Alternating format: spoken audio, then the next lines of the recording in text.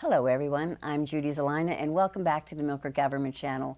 We are here today at the Highmark Caring Place, a center for grieving children, adolescents, and their families. This is a safe place where grieving children and families can come together and be with others who understand what they're going through. An essential community resource, the Caring Place offers services at no charge to grieving families from throughout the community. Their core purpose is to make a difference in the lives of grieving children. Joining us today is Christy Nosich, the program manager for Highmark Caring Place. We'll be meeting some of the organization's volunteers and staff members.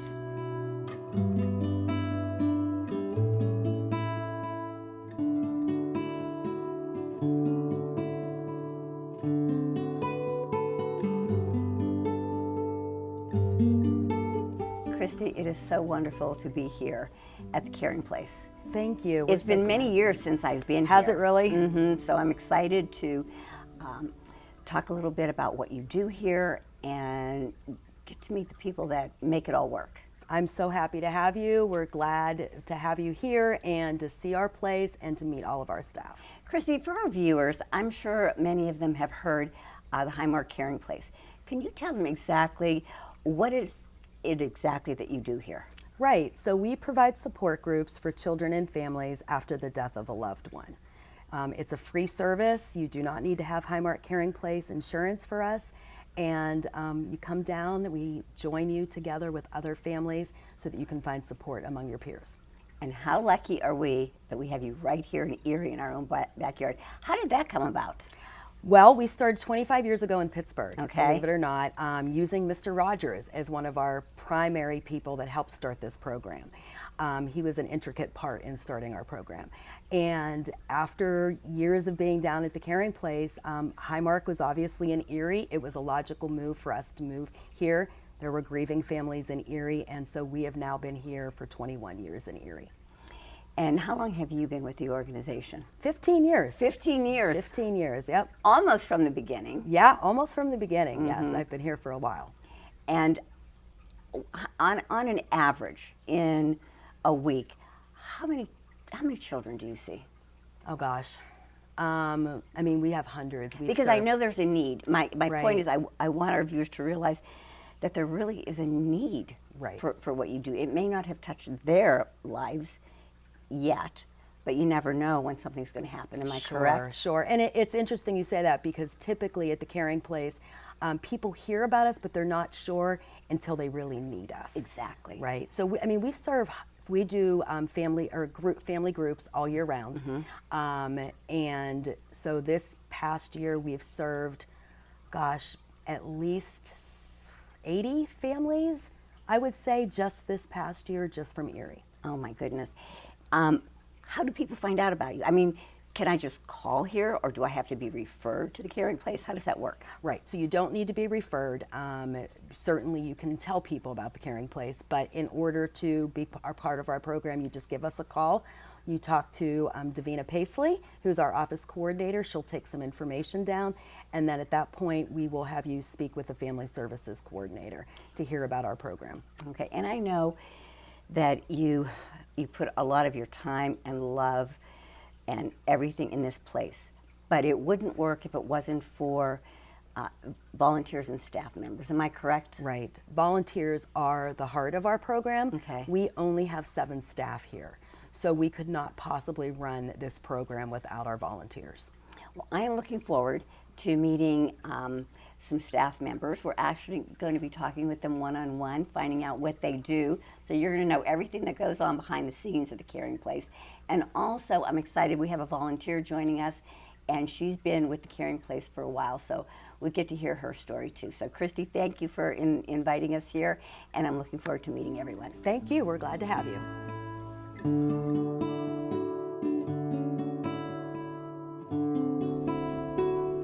Walking through the front doors of the Highmark Caring Place, the first face you're going to see is Davina Paisley. Davina, it is so good to be here. Thank you for talking with me today. Thank you for having me. Okay, now, first off, how long have you been with the Caring Place? So I've been with the Caring Place almost 3 years in August. Okay, and what exactly is your role here? So I actually am the Caring Place office coordinator. So I not only help run this beautiful facility, but I'm actually the first person that families will either see when they walk in the door during the day or when they give us a call to join the Caring Place. Okay, when they give you a call, I would have to say the first time they really don't know what they're asking, correct? For sure. How do you kind of weed that out and know what program is going to work for them? Yeah, so a lot of times when families first call, somebody has sent them our way, or they saw a commercial or things like that. So pretty much I ask them, hey, I know you saw the commercial or you heard from somebody, but do you know what we do here? So I will share a little bit about what we do, just briefly, like the overview, and just tell them, like, so, if you have children or adolescents who are grieving, you are more than welcome to join. So I'll take some basic information from them and let them know, I'll pass that information along to our family services coordinator and let them know, like, hey, in the next few days, you'll be getting a call and we're going to get more in depth about the program with you and go from there. Okay, so you actually are the one sort of weeds it out and figures out what they're looking for. Yes, for sure. Because sometimes we'll have calls where they might be just looking for like counseling, but as long as I just continue to have those conversations with them and just try to connect if this is the right facility they're supposed to be calling. And majority of the time it is because they're grieving, Right. And then we'll go from there. When they call here, do they realize that it is for children and teens? Depends on the situation. Okay. Majority of the time, yes. Sometimes we'll have, adults that might be calling looking for grief support as well.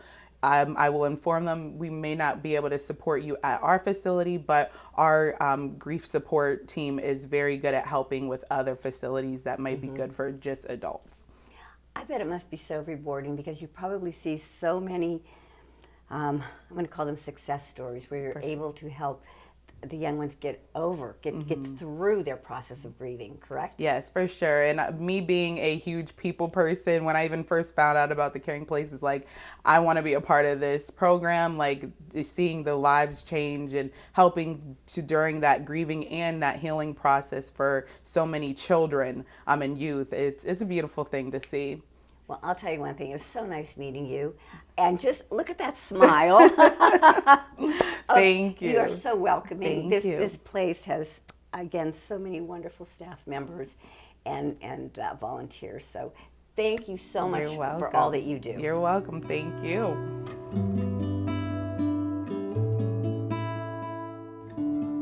I'm Connor, and we are in the expression room. And we're going to get into detail a little bit about why Connor and I are holding boxing gloves and he is holding a bat. But first off, I want to introduce you to Connor and get to know him a little bit better. Connor, it's so nice to meet you. Great, nice to meet you. Now, how long have you been here at the Caring Place? I have been here for about 5 years. Okay, and what is your role? So my role is Outreach and Education Coordinator. I go into the community and I work with kids younger than kindergarten, older than 12th grade, do presentations, support them, let them know that they're not alone in their grief, and teach people how to support grieving children, grieving families. Where are some of the organizations that you have given presentations to? A lot of college students, so students at Edinburgh, Mercier, Gannon. I've gone to daycares, senior centers, GCAC Senior Center, I've done presentations for them, churches, just a wide variety of organizations in the community. So if someone is interested in having you come and have a presentation and letting their organization know what exactly the Caring Place would do, they would just give a call here? Yep, they can They call. just set something up? Yep, absolutely. Okay. You do a wide range from little kindergartens and all the way up to seniors. Yes, yeah, I mean, we are here to support all ages. Okay. And I think that's so important to get the word out and let everybody know that you are here. Okay, if there's one takeaway from any of your presentations that you would like the viewers to know, what would that be? Yeah, I think the one takeaway would really be nothing you say or do is going to fix it. So allowing people to have those feelings and sit with them when they're having those feelings. It's okay to be sad, it's okay to cry, and letting them feel that way. And I think that's important because I think they feel that they're not supposed to cry. They're not supposed to show they're supposed to be strong. Yes, yeah, we hear that all the time, Right. that they're trying to put on a face and try to be brave, but really they're having these feelings, and we want the kids to know it's okay to have those feelings, and the way they learn that is from the adults, allowing them to have it as well. What a great job. That would be fun to go out and meet all the people. Yeah, it is fun. Now, but you're going to tell us about, there's a room here that they call the expression room. And again, like I said, I'm holding boxing gloves, and Connor is holding a bat. What happens in this room? So this is the room where we have those feelings that are just too big for words. We have kids and adults come in here. They come in here, they might hit the bag with the belt, with the bat, with the gloves. They might come in here and scream, yell, cry, or just maybe come in here and have some quiet time because the rest of the building is just too much. Okay, all right. So when you say expression room, it's all expressions. It's not just to vent.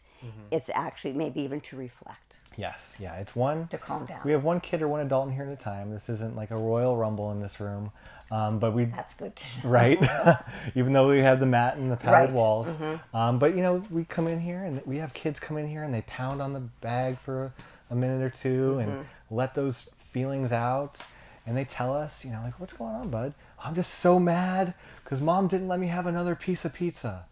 And for them, they're grieving, but also there's everything else too, right?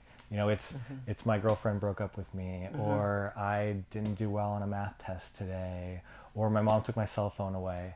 And it's just, there's all those feelings, and this is that space to allow them to get those feelings out in a safe way. That's wonderful, because you're right, those feelings at times can be larger than life, and they just don't know where to go with them. Yes.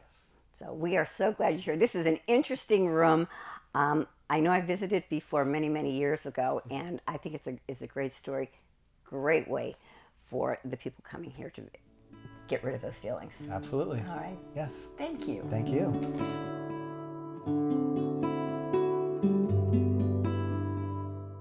We are now in the activities room, and we're meeting John. John, it is so nice to be here. Thank you so much for being here today. I appreciate it. I have loved every moment that I've been here, and just meeting everybody is just such a thrill for me. What is your position here at the Caring Place, and what exactly do you do?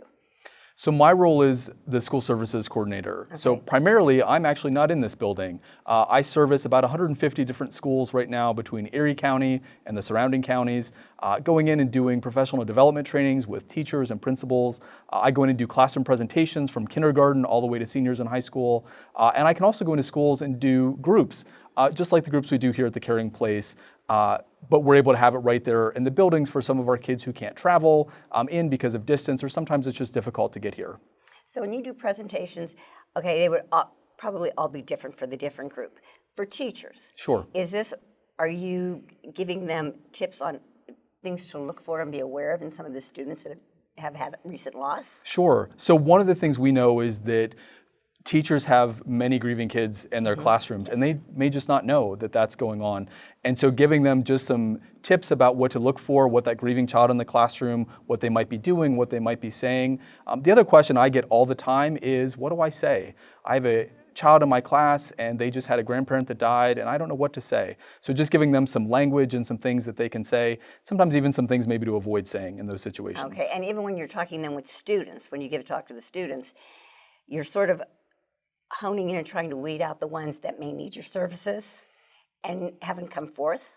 Really, with a classroom presentation, it's much more about just supporting a grieving friend. Oh, okay. You know, just helping normalize that conversation about grief. Again, we know it affects so many kids, and just really giving them some language about it, helping them just like the adults, helping them with some things to say, and just having that discussion. You know, it's something that affects so many people, and it's something that's kind of taboo still. People don't like to talk about it. It's uncomfortable. It makes them sad, and so really just give them that space to talk about it a little bit. Okay, 150 schools. You are one busy guy. I am very busy. Yes, for sure. I'm glad you took the time to come here and talk with us today. Sure. In this room, though, there's air hockey tables, but there's also quilts hanging. There's a story behind the quilts, isn't there? Sure, absolutely. So you'll be able to see all around there are quilts that are hanging. When we do an introduction group, that group meets 10 times. And on the 8th night, the family is able to do a quilt square in memory of their person or people who had died. They have a chance a few weeks before that, they get the square, they can put pictures and words and different things on it. When they're here that night, they can add all sorts of different things that just remind them of their person, whether that's food or sports teams or hobbies or whatever those things are. And it's a great way for the family just to memorialize that person or people. And then all of the quilts are sewn together by our volunteers, all the quilt squares, and then they hang here on the walls. So families can come and see it. Occasionally we have someone that comes and they say, oh my gosh, I was here 12 years ago. Do you have my quilt? And we do. And so we'll get that out for them so they can see it. And the cool thing about the quilts too is that your square is with all of the people you were here in group with. So it's not just a reminder of your person, but also of your experience here at the Caring Place. So they pretty much have interacted and know each other on every quilt. Yes. Oh, I like that. Absolutely. I like that. They have a lot of fun with the air hockey tables? So this is my favorite thing when I go into schools, and I always tell them we have not one, not two, but 3 air hockey tables. And the kids, especially the younger kids, can't believe it that I work in a place that has air hockey tables. And sometimes people are surprised by it, but when you think about it, it makes a lot of sense. One of the things that's great about it is that it's just a great way for them to start interacting with one another, especially that first night. It gives them something they can do. They don't have to just sit. They can come in and start getting to know some of the other kids that are here. It's also just a great way for conversations to start happening. I think about the first night being here and a couple middle school boys being in this room, and one boy saying, how come you're here at the Caring Place? That other boy said, because my dad died. That first boy said, well, my dad died too. And instantly those boys made a connection because they had that shared loss. So it's also a great way sometimes to get out a little bit of anger and frustration, right? I've seen the puck fly off the table once or twice. But it's a great space really just to allow them to have fun too, because sometimes when people are grieving, they think, I'm just supposed to be sad all the time. And we just want to give them that permission that it's okay to have fun. It's okay to laugh and smile with your friends. What I like about everything activity or that you do here, there's an underlying reason that you're doing that. And this would be like to meet people, to interact with people, to find someone with a common ground. Yeah, absolutely. Wonderful. John, it was so nice meeting you. Thank you for coming in from all your schools to talk with us today. I really appreciate it. You're very welcome. I have to go back right now. Okay. So thank you again. Thank you. We are here with volunteer Sally. Thank you so much for joining us on the program today. You're welcome. Now, how long have you been with the Caring Place? I've been here 15 years as a volunteer. 15 years. What brought you here as a volunteer? Actually, I had a very good friend of mine and her brother. We were friends as well. And he was given a terminal cancer diagnosis, and we were on our way to visit him. I was a little anxious because I knew it was going to be one of the last times. And while we were talking, we did a lot of laughing and a lot of talking. And he volunteered at the Caring Place along with his wife. And I was always looking for something to do, but I didn't know what. And after I heard his story, I said, that's it.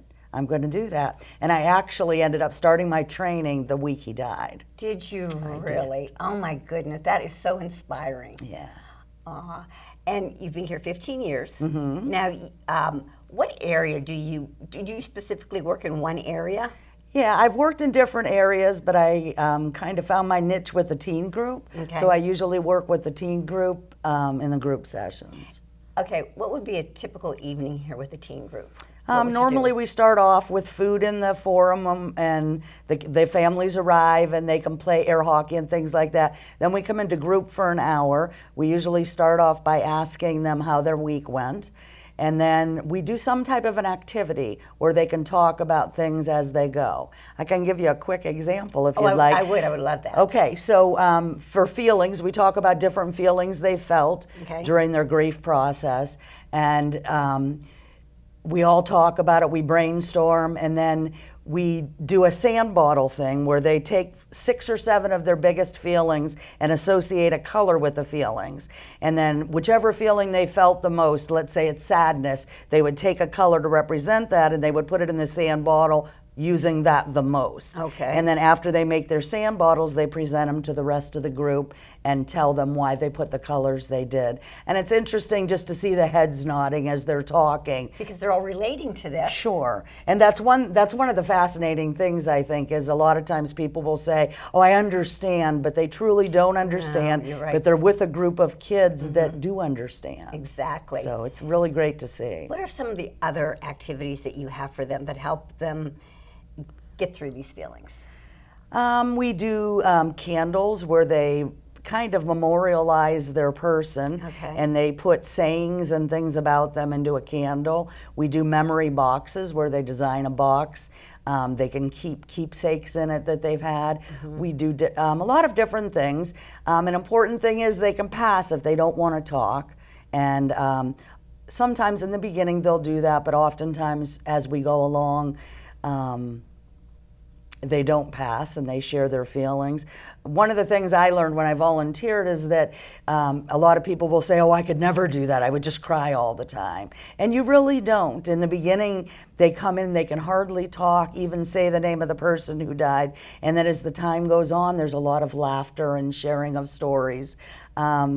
It's been a great place to volunteer. So what you're seeing actually is a lot of success. You actually get to watch the transformation, the transition, correct? Absolutely. Oh my God, that would be so rewarding. Yeah, it's really So great. I can see why you do this. Now, do you ever have any of the teens that you've worked with since you've been here, a day or two, come back and visit? They don't come back to visit once you're done with your group, but sometimes you see them out in public, and I always ask them ahead of time, if I see you in public, would you want me to acknowledge you or not? Because it is a confidential place. And most of the times they'll say, yeah, sure. But sometimes they have said, no, I'd prefer not to do that. And that's okay. Oh, it is wonderful. It is wonderful. Now, being a volunteer, how rewarding has that been for you? It's been awesome in my regular life outside of here. Right. There's a lot of stuff that I learned that I never knew before. For instance, one of the things that I've always said when I go into a funeral visitation is, I'm so sorry. And I know the teens have often expressed they hate it when people say that because you have nothing to be sorry for. So I've learned instead to say something like, I'm very sad for you. I've learned that anniversary dates and birth dates of the person who died are very important. So I try to remember those and send little cards or talk to people. Even talking with people, I remember a mother saying, oh, people don't want to bring up my son. But trust me, I know every day that he died. So many people do like you to bring it up and talk about it, but Right. some don't. Right. So you have to just see how they react. Just respect their wishes, the way they're feeling. Sure. Sally, it was so nice to meet you. You just love it here, don't you? I do. Okay, how often are you here? Are you here every day? When A you few times a when you week, or- sign up for a group, you sign up for, I usually do the intro groups for people who have never been here. They're 10 weeks long, and it's usually every week, sometimes every other week. And so you are signing up for those 10 sessions so that they have the same volunteers the whole time. Okay. The kids get to know each other. And there's a lot of ways you can volunteer. It's not just running a group. Right. People volunteer that can sew because they do quilting. People volunteer to serve food. People volunteer to greet people as they come in the door. So there's a lot of different ways to get involved.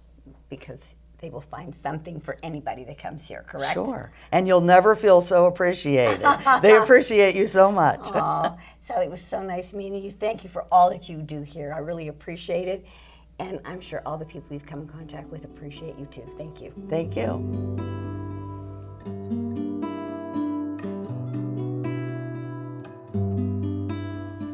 I'm here with Kristen, and Kristen and I are, if it's not obvious, in the toddler room. This is quite an exciting little room, I do have to tell you that. Yes, it's super fun. It's probably my favorite room. It is. You are the volunteer coordinator. Yes. What exactly does that entail? That entails recruiting, training, and retaining volunteers that are interested in participating in our program. All right, now, volunteers. Again, how important are they to your organization? Absolutely critical. We have a staff of 7. So with hundreds and hundreds of families, calling us, wanting to, have support for many, the saddest day of their life, we need people to be here and support them in the way that they need. Okay, now, for a volunteer, to be a volunteer, do I need any special skills? You need a big heart, and you need to be able to listen. And even if you're not very good at listening, we do a lot of training on that during our volunteer training. Okay, so there is a training session. Yes, there is. Okay. Yep. Now, all right, say I've come, I volunteered, I've gone through my training session. How do you find the right fit for me?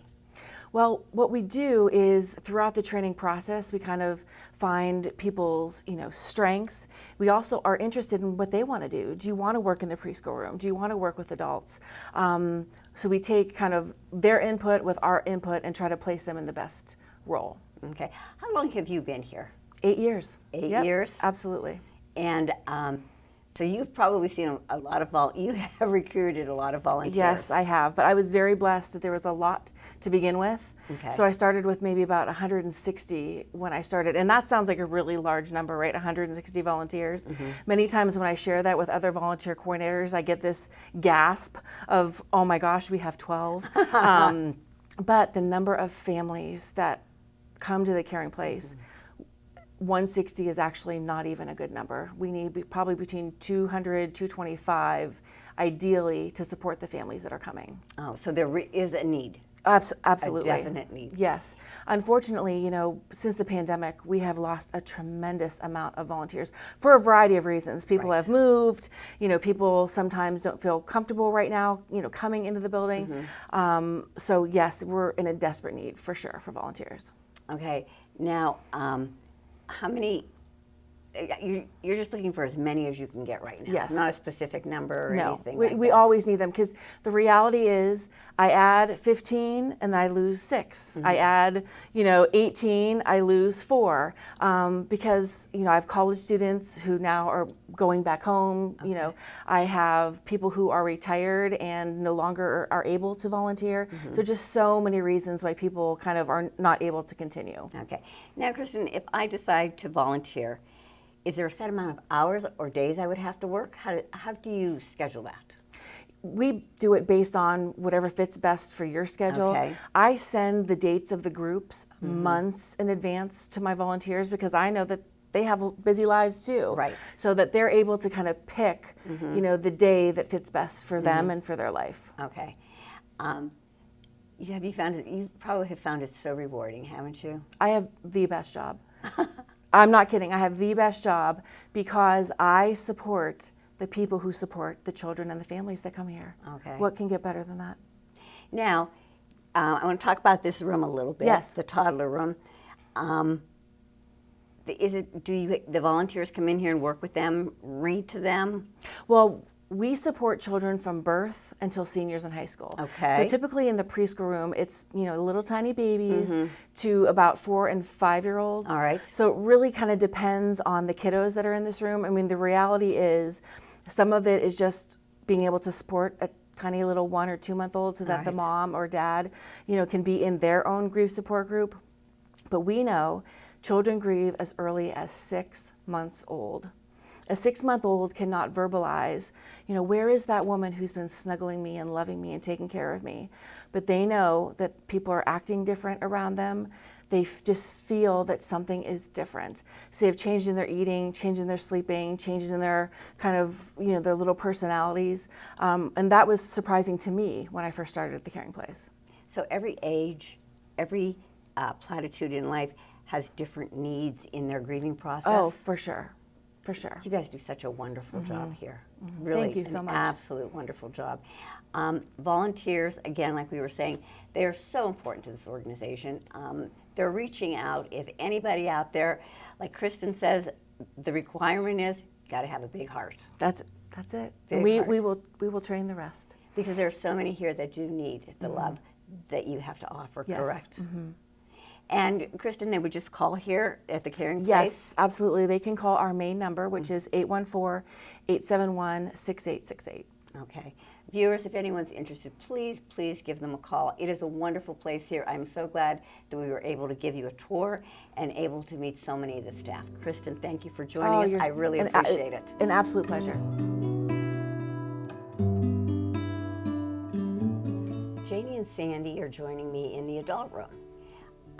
This room, obviously, you do some interaction with some of the residents that come in here. Correct, Janie? Yes. Tell me about it. So this is one of our adult rooms, and as you can tell, it's really comfortable and cozy. Looks a little different than our kid rooms, and this is a space where adults spend an hour of their time while their kids are in their appropriate group rooms. So what we often find is that adults call the caring place because they're concerned about the kiddos in their lives, and they're not really thinking about themselves. But once they get here and they start to participate in the program, they recognize that they also really need the support. So that support may not just be helping them help their kids, but also helping them manage their own grief journey. So they get an hour to spend time with other adults who might share their experience. So it truly is a whole family experience healing process, correct? Yes. So, and also when you come in here too, will one of you staff members be in here with the adults, or do they just come in here and meet other parents that are in the same situation? So our rooms are all facilitated by our volunteers. Okay. And so our volunteers, typically 2 volunteers would be in this group with the adults, Okay.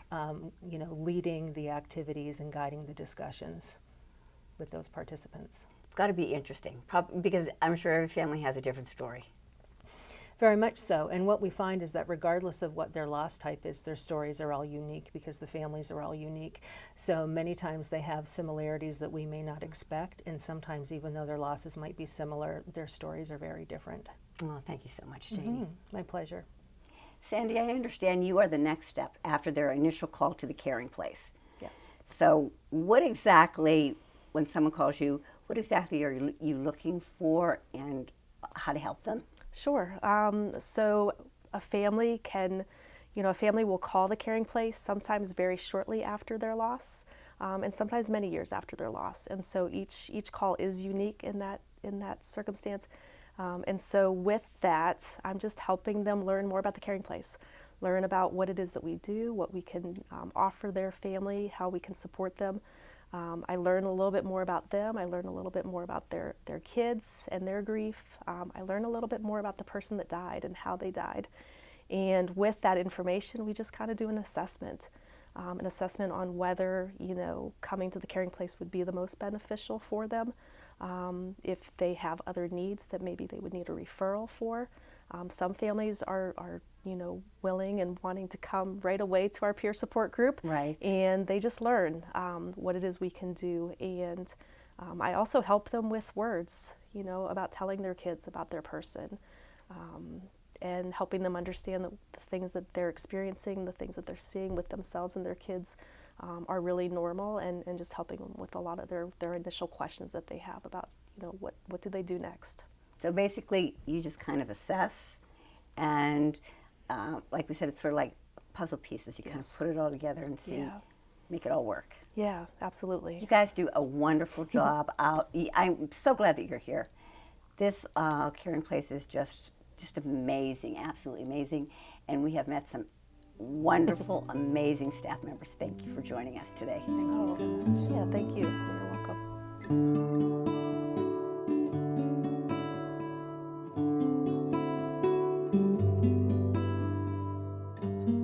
Christy, it was wonderful meeting everyone. You have a marvelous staff. Your volunteer, she is just a dream. I love talking with her. Before we end our program here, I did want to touch base with you. You have an interesting story about your logo, don't you?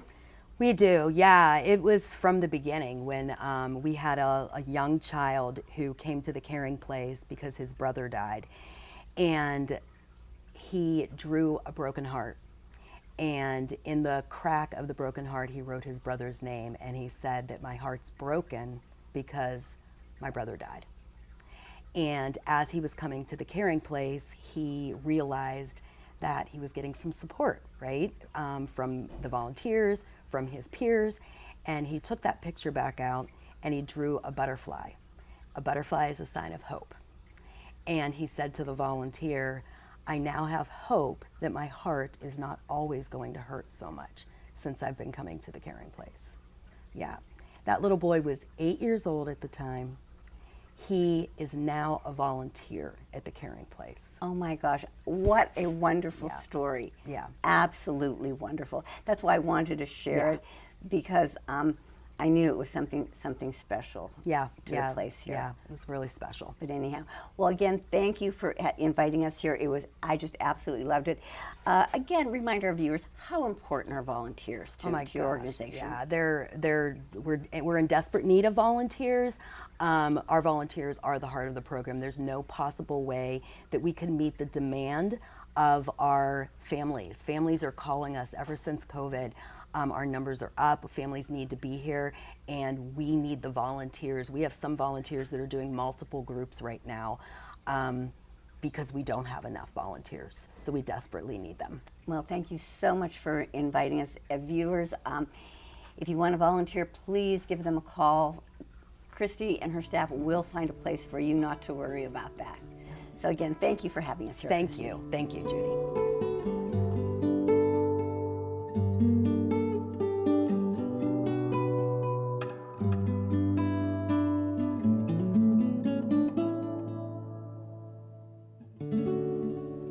Viewers, please know that you are not alone in your experiences and feelings with grief and death. Highmark Caring Place is here to help with educational programs, consultation services, presentations, and resources for our children and the community. If you or someone you know would benefit from their services, please reach out. They're here for you. Thank you for joining us on location. Until next time, have a wonderful day.